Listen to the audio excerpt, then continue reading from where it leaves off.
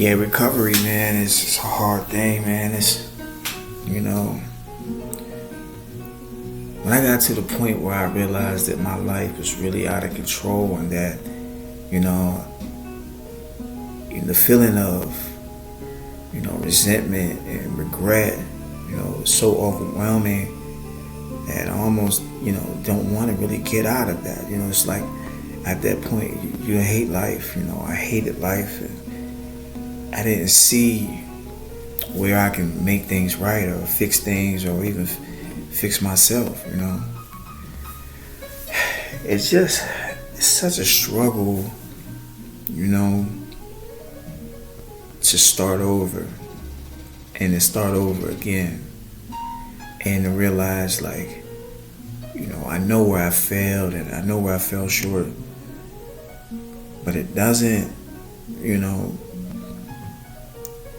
it doesn't matter if I see where I failed and I see where I fell short if I don't know how to fix that. If I don't know how to iron out where those wrinkles are. I really, thought I had recovery and really thought I had a grip on recovery. I had several years clean at some time, and then once I fell back into addiction, I wasn't able to pull myself out. And it bothered me so much because I could not get myself out. And what worked for me before did not work for me this time. And I wasn't plugged into any recovery outlets such as like NA or any other program. I just kind of willed myself to get clean and to stay clean. But when I fell back into addiction, I found myself going through a cycle of going to different rehabs and doing well and really getting on my feet, but something was always missing. Something was still always in me that would drag me, back into my substance abuse. And I didn't know how to really conquer my own fears, how to really take my life and dissect it for what it is, and really get to the core of why I would stay into this substance abuse, why I would turn from my family and my children and really do the worst imaginable and just disregard everything else but the will and the want to get high. It's a tough thing, man. It's you really get put through the fire, and if we make it out, a lot of people don't make it out and don't make it to the next step of recovery.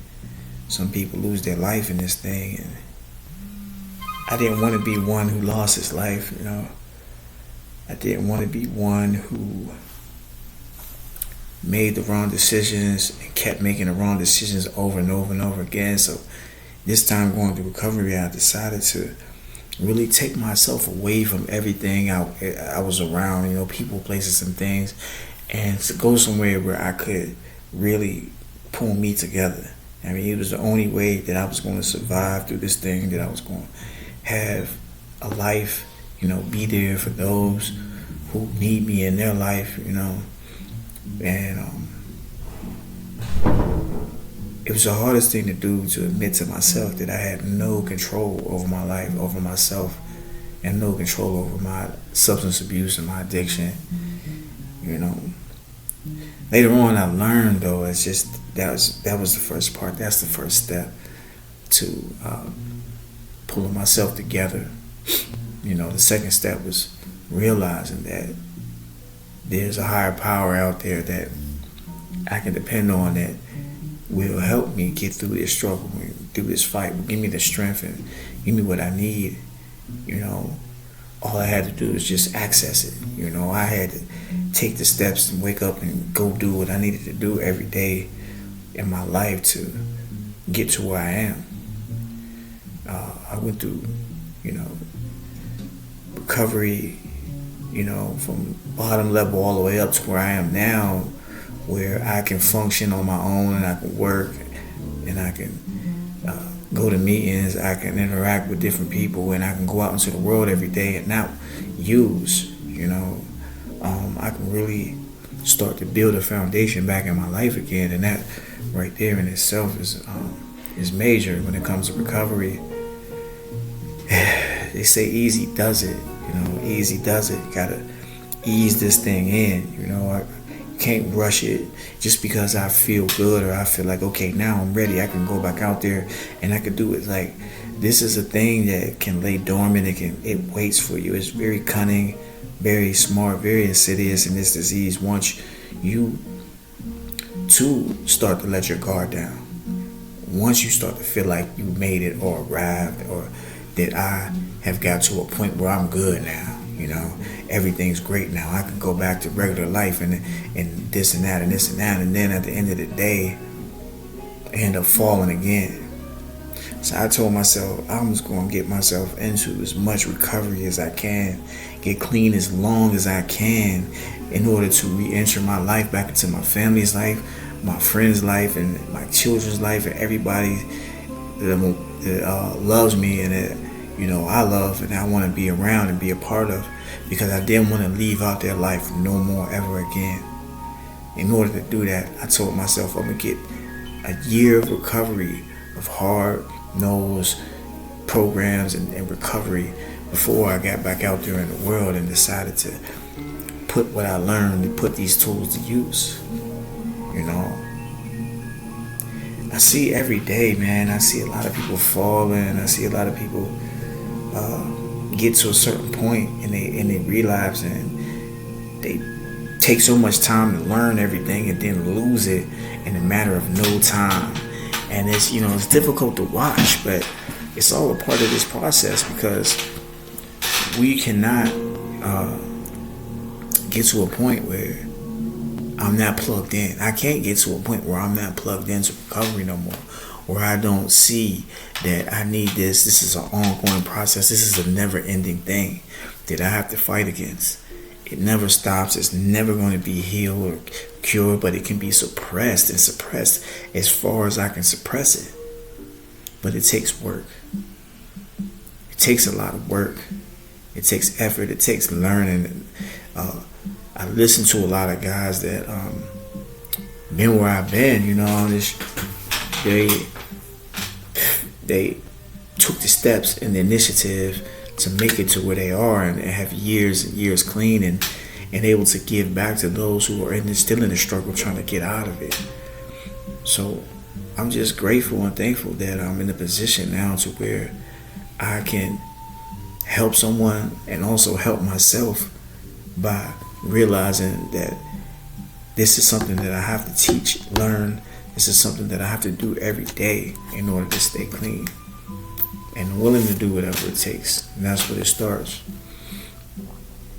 I don't know if I'm going to go into like peer recovery, or if I'm going to go into, helping other people with their recovery. If that's what I'm called to do, then I will.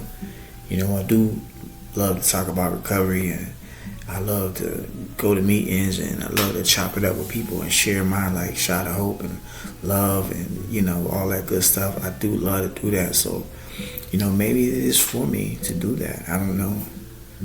But what I am willing to do is take whatever steps it takes for me to have an abundant life. I don't want to just be a clean, just off of drugs. Like for me, I want to be successful. I want to be past mediocre.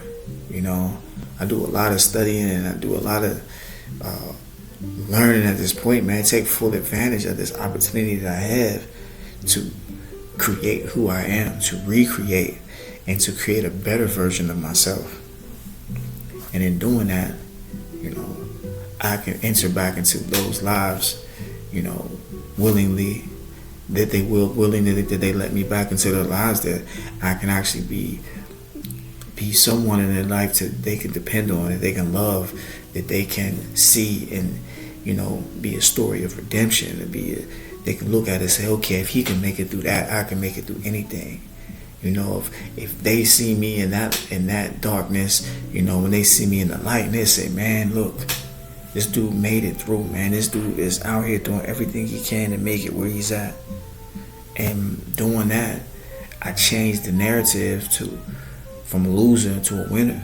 Bottom line, it don't matter how certain people might still see me. Everybody is not going to,